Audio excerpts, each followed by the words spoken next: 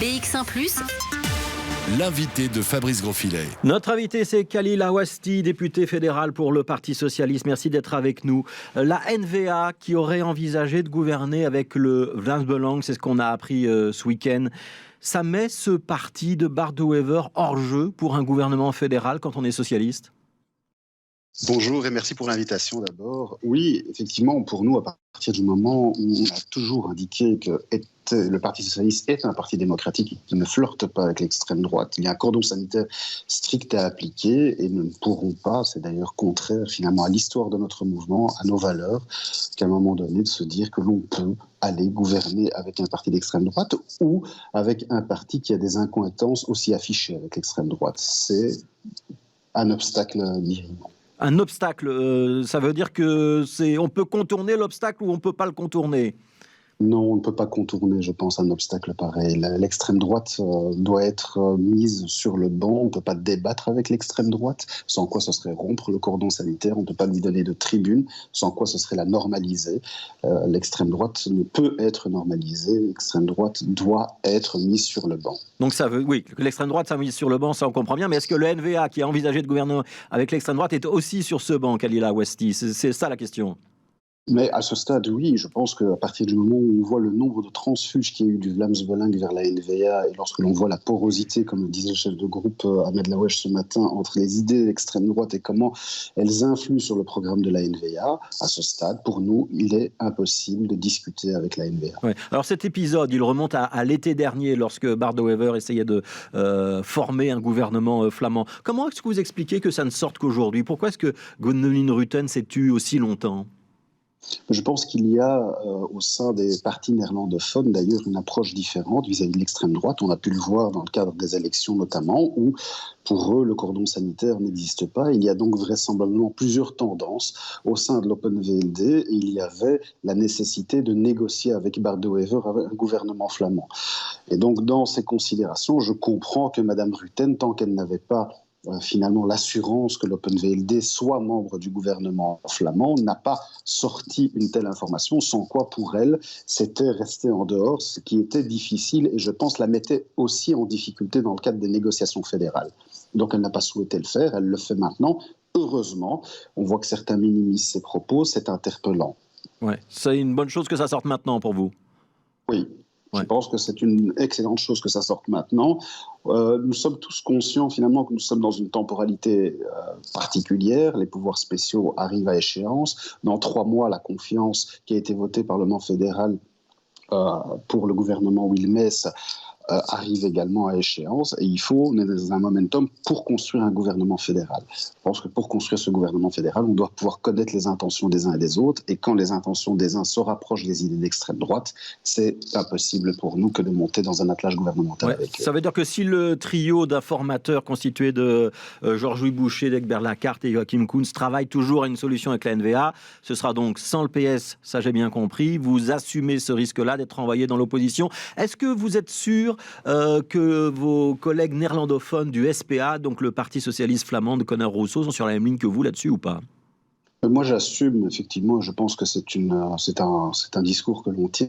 On a tenu ce discours après le 26 mai 2019, on l'a tenu au mois de décembre dernier, il a été tenu par le président Paul Magnette il y a encore quelques jours, que ce soit sans la NVA. Pour ce qui concerne le SPA, je ne suis pas membre du SPA, le SPA est un parti frère et autonome et il prendra ses décisions en responsabilité. Alors vous êtes député à la Chambre, c'est la fin des pouvoirs spéciaux cette semaine et vous l'avez rappelé, Sophie Wilmès attendra le mois de septembre pour demander la confiance. Ça veut dire qu'on va rentrer dans une période un petit peu intermédiaire. Dans cette période intermédiaire, ça va être compliqué pour le gouvernement actuellement au pouvoir, le gouvernement fédéral, qui n'a le soutien que de 38 députés sur 150. Ça veut dire que vous allez lui mener la vie dure. Il y a des textes socialistes qui pourraient passer pendant cette période ? Il y a des textes socialistes, j'espère, qui passeront pendant cette période. Je prends par exemple, il y a notamment 2 textes importants pour nous, la question de la loi sur l'interruption volontaire de grossesse. Ouais. Ça reviendra jeudi à la Chambre. Ça reviendra jeudi. Et il y a la question de l'évolution de la loi sur les seuils d'accès au niveau de l'aide juridique, afin de faire en sorte qu'un plus grand nombre de Belges aient accès à ce droit fondamental qu'est l'accès à la justice. Ce sont 2 textes notamment importants pour nous, qu'on espère qu'ils passeront. Pour ce qui concerne le travail parlementaire, effectivement, le gouvernement de Mme Wilmès n'a que 38 parlementaires, finalement, qui composent sa majorité. mais nous nous montrons constructifs depuis le mois de mars, je pense. Nous ne sommes pas là pour faire de la flibus, nous sommes un parti responsable, et donc on ne va pas mettre d'obstacles simplement pour mettre des obstacles, mais on fera en sorte d'être vigilants. C'est le rôle d'une opposition au Parlement, et on sera force de proposition comme nous l'avons été depuis 3 mois. Alors, je voudrais vous interroger sur la commission spéciale qui va être mise en place au Parlement fédéral sur le Covid-19. Ce ne sera pas donc une commission d'enquête, elle pourrait devenir une commission d'enquête dans le futur. Il y a donc une commission à la Chambre. Il y a aussi des commissions dans les régions, à la région bruxelloise notamment, puisque ce sont les régions qui avaient la compétence sur les maisons de repos. C'est pas un petit peu compliqué, ça, de morceler les commissions? Comment est-ce qu'on va s'assurer que les commissions et les niveaux de pouvoir ne vont pas juste se renvoyer la balle les uns les autres en disant ce qui s'est très mal passé, c'était plutôt dans les régions quand on est membre du Parlement fédéral, ou l'inverse quand on est membre du Parlement bruxellois? Mais par défaut, je vais faire confiance aux institutions parlementaires, puisque j'en fais partie. Je pense que les députés, enfin, j'espère en tout cas, feront un travail sérieux. Qu'il y ait plusieurs commissions, c'est normal, dès lors que nous sommes dans un État fédéral avec des entités fédérées qui ont leurs compétences propres. Et qu'il n'y a pas de hiérarchie. On n'a pas besoin d'une vue d'ensemble, justement. On a tellement dit qu'une des difficultés, c'était qu'on a 9 ministres de la Santé et que c'était un petit peu compliqué de passer d'un niveau de pouvoir à l'autre. Ce n'est pas incompatible. Le fait que chaque Parlement travaille n'est pas incompatible. On a déjà vu dans d'autres dossiers que les présidents d'Assemblée prennent leurs responsabilités. Et à un moment donné, là où ils estiment qu'il y a besoin d'avoir une vue d'ensemble, ils convoquent une réunion des présidents d'Assemblée pour voir à un moment donné comment se répartir le travail, ou là où il pourrait être le mieux effectué. Alors, chacun doit faire l'exercice dans ses propres compétences, et si on estime à un moment donné qu'il y a des zones de rencontre entre compétences et entre entités, il n'est pas interdit au président d'Assemblée de se parler et de dire qu'il serait sain de réunir des commissions conjointes. Ouais.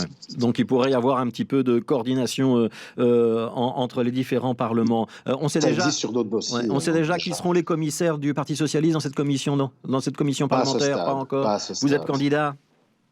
Oui, c'est une fonction intéressante, effectivement. Ouais. Et donc, à partir de ce moment-là, je suis candidat. Ouais, on vous a entendu... Je laisserai le soin à mon chef de groupe et à ma secrétaire politique de décider. Oui, votre chef de groupe, c'est Ahmed Lawège. Vous êtes intervenu justement la semaine dernière sur le Covid-19, sur le traçage. Pourquoi est-ce que ça vous inquiète, cette hypothèse de traçage, et notamment peut-être une coordination du traçage électronique qui pourrait être mise en place au niveau des régions? Et ce n'est pas tant la question du traçage qui m'inquiète, c'est ce qu'on est capable de faire sous des motifs de sécurité qui pourraient porter atteinte à nos droits et libertés fondamentales. Dans ces périodes de crise, on peut être prêt à beaucoup de renoncements finalement pour lutter contre la crise, pour notre propre sécurité. Mais il ne faut pas oublier que la période de crise est une période temporaire et qu'on ne peut pas user de cette période temporaire que pour renoncer à nos principes et mettre en place des systèmes qui pourraient avoir des conséquences structurelles. Et là-dessus, on l'a vu dans les textes qui ont été déposés au niveau du Parlement fédéral par le cabinet de Bakker notamment, il y a eu des critiques fondamentales de l'autorité de la protection des données en termes d'atteinte aux droits fondamentaux et aux données de la vie privée. Et donc ça, on ne peut pas laisser passer comme parlementaire, puisqu'on permettrait un système conjoncturel de devenir structurel et de porter une atteinte très forte aux droits fondamentaux. On ne peut pas l'autoriser, même sous couvert de crise. Et il nous revient d'être vigilants. C'est d'ailleurs pour ça que j'avais d'initiative déposée à titre d'amendement global, en fait, la proposition de loi alternative qui avait été faite par le secteur associatif et qui, elle, a reçu un bon bulletin de l'autorité de la protection des données.